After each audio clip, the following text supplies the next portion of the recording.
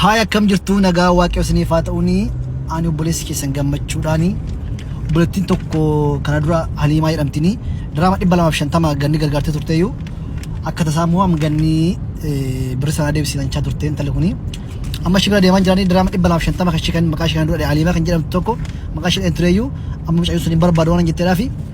kunoo birri shi kennuudhaaf eegaan jira shitaala dhaabbitiin Haliimaa eegaan jiranii diraama shinan kennaaf jechaadha kun mucayyoo kanaadhaani mucayyeetiin birri shi mucayyoo jirtini kanam cayoni video suara apa video suara apa Maalif beri deb sagar tengere ana birri nama mi kubaadu fedu kuno beri di balam shanta makashi rakabul et deb sarani galatu maka saya bisuni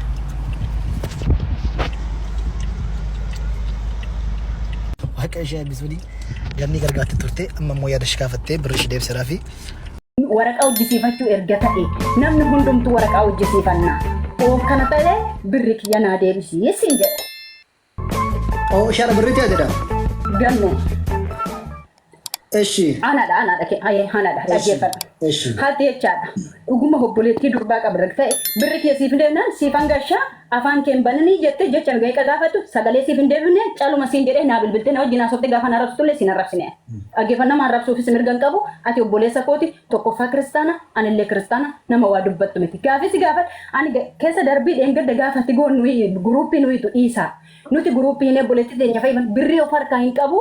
biyyarraallee anti goon hin beektu kunoo riistiin koo digisti bira jiraachuudha birri 250 sitti kenne birri gimmaashammoo biyyarraa nama gashite nama birri namaa nyaatu miti jechaadha garuu ati jechaadha dhugaa rabbii obboleettii qabda yoo ta'e hana mana hojii dakkatti gadi ba'e mana hojii suura kobaastee bossutta ani ko otoo ati birri natti hin kennin ijoollee guruupii keessatti mee bara itti meera video kees video suara baay'ee leeji guruupii na waraabda leeji guruupii na waraabda maqaa kee waraabetanii post godhe maqaa kee waraabetanii birri 250 kuni kennite teetanii gamme dhageeffadhu yoo gogaa obboleettii qabaadde dhageessitti nima yoo obboleettii qabaadde hani nama gargaarsa tokko hin qabne please gamme please gamme na kafaasi please gamme hani mala walbeenna ni falkadro walbeenna kana dura ni fas sembeku wae gammi rasi wae annama tokko no ni mbeku wae gammi siga ani amasir bagera ali amasir si na rabsi mi bilbilan irga haraba ko tif debi dabdes gaafisi gaafanna gamme me ko gamme ani gaafata fatta yisida na gaafadhu lu kenna gaafisi gaafata yime oi na gaafadhu sa gaafisi gaafata dhaggeeffadhu sin gaafata gaafi gaafadhu lubbe birri kan deeffate siisaa yaa lubbu fideen fina kenne birri gimmaashammoo ani qabu ko rayu gasheen dubbanne dhaggeeffadhu kwa gaafi koonsi gaafata ati kiristaana inni kiristaana yaa inni islaamatis waan rabbiin kenni jedhe qooda quraana keessatti kenni jedhamte nama wangeela keessatti illee waan kenni jedhamee ajajamutu jira miti yaa bakka ani kiristaana ati kiristaana jettetti jechuudha hundi keenyaayyuu waan ni kenni jedhe ni kennina ati maaliif intala kana gargaartee raawwattee deebistee naa deebisii maaltu si fichisiise maaliif jettaa dhaggeeffadhu ka sitti nima saree waan ani jedheef kalee gammee waan kanaa jedhaa jiru qoy kadhagge Maga figa fatan namni reenfa faan baasee dubbannaa reenfa gaaffiin gaafadha kun hubatamuudha qaba garuu gaaffiin sun dogoggora moo sirriidha ka jedhu irratti fuulleffachuu qabna jechuu yaadeetan gaaffii maafattaan hin danda'amu garuu dogoggora moo sirriidha waan jedhu irratti fuulleffachuun baay'ee gaarii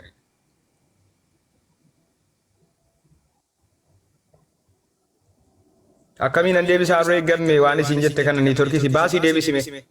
neetworkii biyyatti waan ta'eef ishin beeksisa waan ta'eef kanaaf qabatu fakkaata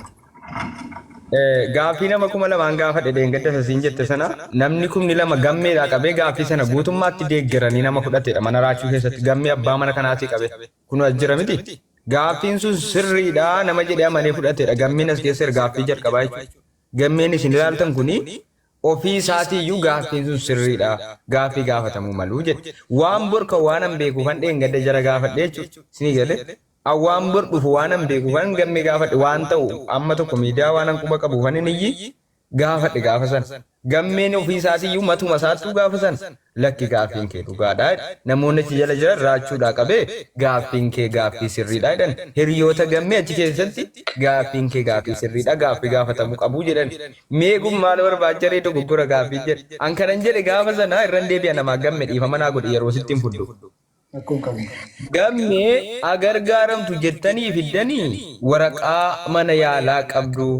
Akkasumas immoo maallaqa amma gaafatame beektu. Akkasumas immoo dhukkubni si maal akka ta'e beektu jedhan gammee gaafadha. Lakki kana hin barree garuu akka baay'ee dhukkubsatti dubbate gammeen bora adda baafannee dhumnaadhaan gaafa jalqaba. Hayyee tole waan baay'ee gaarii dhedhee nama 7-8 miti nama 2,000 irratti walii gali. Sinii galee nama 2,000 wayi eeyyeen sirriidha jedhee. Kun yaada sirriidha jedhee aman ammayyuu gaaffiin kun dogoggoree dhedhee deetti fudhuun qabu. Lammaffaa.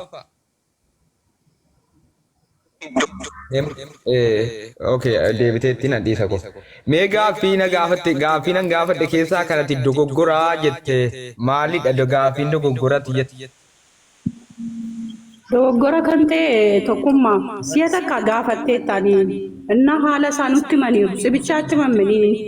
yaanni kee sirriidhaan nama hundumaa keessa jiraachuu danda'aniin nama ana keessa jiraachuu danda'a mala gaafa sanaa jechaadha. Garuu si'a takka gaafattee ilaa kanaaf kana sirriidha yaanni kee garuu akkasidha. Haala isaa immoo adda baafnee himne erga jedhanii deebite ammas indaganaa gaaffii gaafattaa. Ammas kan daganaa arras gaaffii kaasaa taanii. Kun immoo gaaffiin gaafadhe gaaffiin dogoggorrii maa inni gaaffii dogoggorran gaafadhe. Dogoggora gaafattee miniin irra deddeebitee gaaffii masanaa eega dogoggoran taanee maaliif gaafatteetti maaliif na gaafattaree? Eega gaaffiin koo dogoggora hin taane maaliif gaaffii gaafatteetti akkamitti na gaafattaree eegan sirrii gaafadheera ta'e? Gaaffiin kee dogoggora hin taane si'a tokko gaafattee sii deebi'eera maaliif irra deebite waa'ee gaaffii kanaa kakaastaadha kanan baay'ee sitaareedha. Gaaffiin koo dogoggora moo gaaffii gaafachuun koo dogoggora kanuma qofee kanaa godha. Dogoggora miti jalqabaaf garuu erga sitti mame kan daganaa irra deebitee keessa gaafa kaaftu namootaaf maaliif mama akkamitti yaadamu yaadde. Dogoggora miti siin jedheeraan garuu si'a 9 gaafa ta'u dogoggoradhaan hin sittan himaan.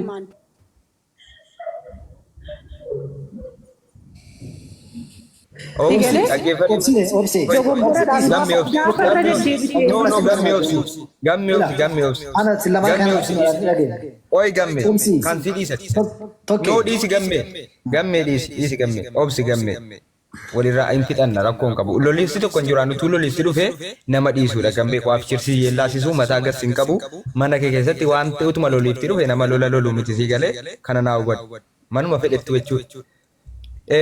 Awwannan si gaafadhu gaaffii nan gaafa duraa gaafadhee fi gaaffii nan har'a gaafadhe tokko jechuun maalirra geessanii jechaa taa'amqaa bakka dhaggeeffachaa jira. Gaafuma sana iyyuu deebitee gaafattee amma dhagaye sirreessi amma dhagaye. Amma fakkeenya gaaffii nan gaafa duraa gaafadhee fi gaaffii nan har'a gaafadhe tokko kan adda naa baasa. Tokko miti garuu gaaffii sana gaafachaa jirta meerree afaaniin wanta adda ba'ee jira jechaa jirta. Qooda akka kana jettu obsitee waan hospitaala jira keessa jiru sana asitti adda baasaa deemu. Asitti adda baasaa deemu. Tokko miti jedhaa jirta gaaffii ati gaafatte tokko miti. Gaaffii nan gaafa duraa gaafadheef gaaffii nan gaafadhe tokko moo tokko miti kana qofa ifa godhate. Ammas meerreessa jira jettee gaafachaa jirta. Gaaffichi tokko waliin fakkaatu malee gaaffii nan gaafa duraa gaafadhee fi bara nama gammee keessaan itti dubbateedha. Bara gammeen naa deebisee ofii iyyaa bara waan dhugaatichi maaraa irra dibdee dabarsuudhaaf immoo qoriniin bakka doosii danda'ame amma danda'ame gargaaruus mafii qabdaniin garuu absiya 999 kaastee akka namni akkati yaaddutti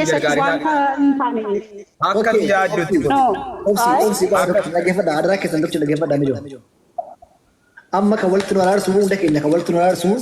ganni fayyuu ishiitiin hundi keessan amantii qabdaniin obboleettii keenya kana amantii amma waa'ee gargaarsaa dhiisaa hin amantii qabdaniin ganneen akka fayyitu nu kadhaa dhageessanii ganneen akka dhubsaal sana keessaa baatu cinqii sana keessaa akka isheen baatu kadhannaa nu godhaa warra ajandaa barbaadanii ajandaa godhatanii abbaa barbaadaa galabbatanii abbaa barbaadaa raabaaranii hundi keessan warri sammuudhaan yaaddanii warra ilmoo namaa taatanii warra namummaan sitti dhaga'amu mucaa kanaa waaqa ciqii keessa jirtini ajandaan ta'inaaf ajandaa taasisina haa fayyitu gaafa fayyite gannaba gaafatti fidanii gaafadhaa akka wantoota tolchitanii keewwadhaa gaaf sana amma ishiin kaffaltees amma ishiin guurrattees sirriitti miti ganaadha kun fayyine mucaa lamma yoo ta'u fayyitoo ciisteertu maan nu dhiba waa'een birrii maan nu dhibaani birriin harka ishii geenju birriin ishii bira geenju birrii fudhattee kaatee hin banne siin dhokanne mucaan ciistee jirtu ofiin algaa gubbaa mucaan kun fayyitiin duutii nu beekaa waaqa beekaani ammas ittiin kadhaaf mucaa kana akka namummaatti deebitu akka ija namaarraa gortu akka waaqayyo ishii fayyisu kadhaaf amma waa'ee ishii dhiisaa ajandaa godhatina adaraa amantii keessanii adaraa waaqa sabtamantanii dhiisaa mucaa kana mucaan kun qoomshee ati gabbuuf to'aa ciistu sammuu ishii nagaa argatu asii godhatti viidiyoo keenya agarti achii agarti viidiyoo ishee agarti inni kaan duuta eetu posota inni kaan birrii nyaattee posota inni kaan maal sin goote mucaan kun maal sin goote maa idilee ishee akkas taa'eera. Gamme na dhageessa. Anarrallee borillee yaada kee kanaan nan fudhas nan deeggaras warroota akka yaada maa gaafatte jedhanii tarii gaaffiidhaan gaaffiin kan koo ammallee itti fufu garuu yaada kee si deeggaruu akkasumas amma siin mana yaalaa baatutti utuma rakkoo hin jiraate haga siin mana yaalaa keessaa baatutti dubbachuun inama fudhadhu akka kiyyatti haga siin fayyitutti sababni isaa tarii mucaan kun utuu akkasitti duulamuyyuu soba jedhamu waan taatu hin beekamu waan ta'eef mana yaalaa keessa jirti waan ta'eef ammallee kana na cimseen jedha jechuudha. Aga siin fayyitutti itti duuluun yookaan eenyu jechuun sirrii miti gaafa siin fayyite immoo oo dogoggorrii wayii jiraate dirqama dogoggorrii sun ifa ba'a jechuudha jaallatame osoo hin taane dirqiidha. Namoonni tarii immoo maaliif gaaffii gaafattaa jettanii anillee dhiisee bira darbaa namni isin hin dhiisu. An gaafan dhaqee gammee kanatti dubbadhu yoo xiqqaate nama 10 oltu natti barreessa jechuudha. Achumaan gammee namni akkana natti barreessaa jira. Dubbiin kun akkamii jedheen deemee gammee gaafe gammee lakkii tokkee akkana dubbiin akkas miti jennaan tolee jedheen dhiisee hin dubbanne jechuudha. Girgirri biraan humnee wayi mana wayi banee hin dubbanne akkas hin jenne.